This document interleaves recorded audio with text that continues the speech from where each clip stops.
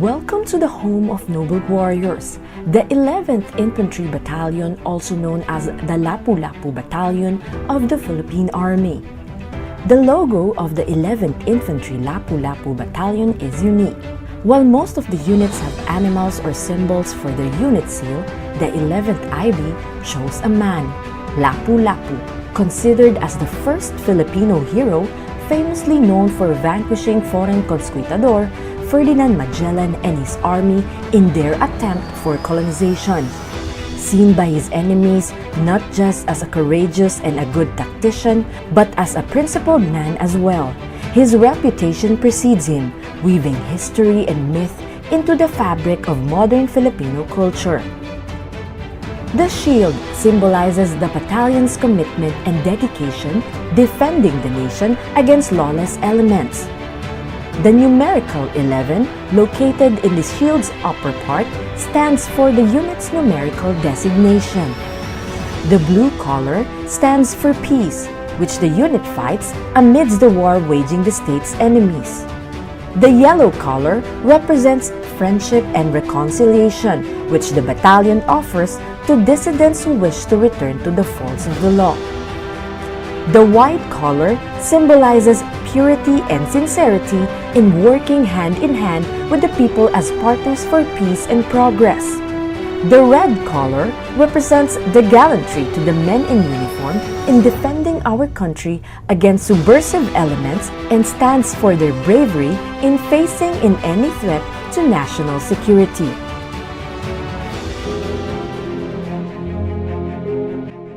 The 11th Infantry Lapu-Lapu Battalion traced its humble beginning in 1970, when the 41st Battalion Combat Team changed into 21st Battalion Combat Team, reorganized along with Light Armor Infantry concept, and renamed 1st Infantry Battalion of the 3rd Infantry Brigade of the Philippine Army. Pursuant to General Orders No. 42, Headquarters 3rd Infantry Brigade Philippine Army, dated December 15, 1971, the unit redesignated as 11th Infantry Battalion effective November 26, 1971, under Lieutenant Colonel Francisco M. Esmas as the 1st Battalion Commander of the unit, where the Muslim secessionists called Barracudas, Muslim Fighter Commandos, were the first enemy encountered in Lanao del Norte. After a successful stint in Lanao del Norte, the unit was pulled out in Mindanao and brought to Camp Lapu-Lapu, Cebu City for retraining the Camagong and Molave warfare concept. Then on, the unit hurdled the mountains and plains of the Visayas and Mindanao and became famous during the Operation Tanuel under Central Mindanao Command on June 1974 in Maguindanao. Operationally controlled by Task Force Pagkakaisa in May 1974, covering North and South Cotabato, where the unit accomplished significantly as an infantry unit and was awarded the Central Mindanao Commander's Streamer Award pursuant to General Orders No. 73, Headquarters SAMCOM AFP, dated January 14, 1975. The recovery of Balabagan in September 1976 in Lanao del Sur, operationally controlled by Task Force Verbena in May 1982 in Camarines Sur, and Task Force Sugarland in June 19, 1985 in Negros. After few months of combating the CPP-NPA-NDF insurgents in Central Negros, Higher Headquarters recognized the unit's achievements by awarding the most coveted Chief of Staff Armed Forces Streamer Award pursuant to General Orders No. 15, General Headquarters AFP, dated March 18, 1988 by General Arturo Enrile, the AFP Chief of Staff, received by then Colonel Julius Javier, commanding officer of the unit. After a successful counter-insurgency campaign in Negros, the battalion moved to northern Negros to combat the area's growing insurgency. In 1991, under Major Alfonso Crucero, the unit scored heavily against the rebels and several top communist leaders were captured. As a result of its good performance, the unit was directed by higher headquarters to extend its area of operation up to Central Negros, fighting two enemy fronts at the same time in July 1991. 1992 had been a good year for the unit. The 11th IB then operates with three rifle companies: the Alpha Company under Lieutenant Cerelito Isobehana, Bravo Company under Lieutenant Ernest Mark P. Rosal, and Charlie Company under Lieutenant Roberto T. Ancan, and one provisional company under Lieutenant Nelson Trujillo. The unit scored highly in intelligence, combat, and civil military operations. The CPP-NPA guerrillas were on the run. The unit was able to reduce enemy's organizing capability and its arm strength significantly. In recognition of this achievement, the 3rd Infantry Division Philippine Army chose the 11th Infantry Battalion as its best combat unit. The unit placed 4th among the 72 infantry battalions in the entire Philippines. After reaping outstanding accomplishments for the unit, Lieutenant Colonel Alfonso P. Crucero turned over the battalion's stewardship to Major Victor S. Ibrado. In April 1995, the battalion moved to Central Mindanao in Cotabato, covering the province of Sultan Kudarat and parts of Maguindanao. The year 1997 was also a productive year for 11th IB. However, most of the unit's efforts were utilized in the conduct of small unit patrols, security on government development projects, and CMO activities because of the extended peace negotiation between the Moro Islamic Liberation Front and the government. The unit was also utilized in the anti-kidnapping operations as the task was turned over from PNP to AFP. The unit actively participated in this endeavor under Task Force Tugis of 6th Infantry Division Philippine Army. The conduct of unit operations and civic action activities resulted in a good working relationship with the residents and the surrender of 15 MILF rebels at the battalion headquarters on April 7, 1997, bringing along with them 12 assorted high-powered firearms. On January 25, 1999, the unit participated in a division-wide operation against the MILF. The unit conducted a daring frontal attack against the enemy that heavily entrenched on Perez Range and captured Camp Afghan, a satellite camp of Camp Omar and headquarters of the Moro Islamic Liberation Front. August 13, 1999, the battalion was moved from Cotabato, Mindanao to Panay Island in Banga, Aklan due to the Visayas' growing insurgency problems. In September 2001, the battalion under Lieutenant Colonel Ivan Samarita was ordered to consolidate force for deployment to Basilan. Operationally controlled by 104th Infantry Brigade of the Philippine Army, the unit was tasked to participate in combat and rescue operations against the Abu Sayyaf group who was holding 11 hostages. The 2-month-long brigade-wide operation resulted in several encounters and the safe rescue of 8 hostages. November 2001, redeployed at Holoselu and tasked to participate in the operation against the Miswari renegade group.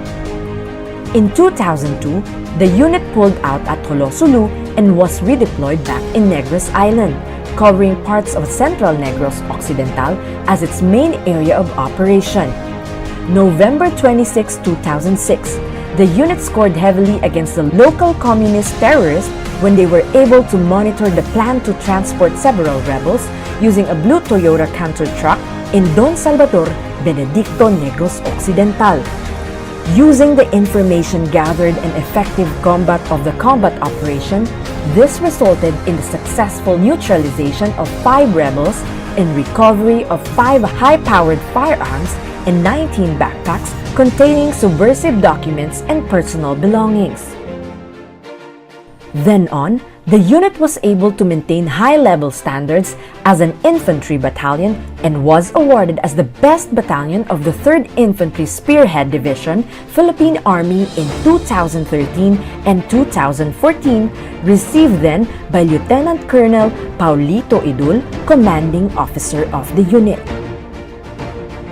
After the unit's long hiatus of confronting Muslim separatist group in the late 2000s, the unit was rebirthed back in Mindanao last August 14, 2016 under the leadership of Lieutenant Colonel Eugene A. Badwa as the commanding officer. The battalion was placed operationally controlled to the Western Mindanao Command and Joint Task Force Zamboanga with a specific mandate of protecting the people and securing 54 barangays, mostly located on the west coast of Zamboanga City. The unit was able to accomplish 0 bombings and 0 kidnappings in Zamboanga City. After almost 3 years of OPCON to Joint Task Force Zamboanga and Western Mindanao Command, the unit was reverted back under JTF Spear Control effective June 5, 2019.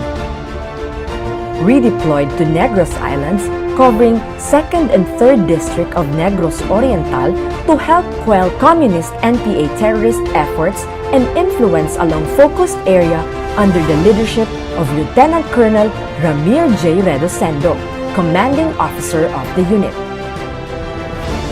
In March 2020, when the outbreak of COVID-19 pandemic reached the Filipino audiences that resulted in declaring state of national emergency in the entire country as recommended by the Department of Health, all agencies are required to render full assistance in response to COVID-19 pandemic.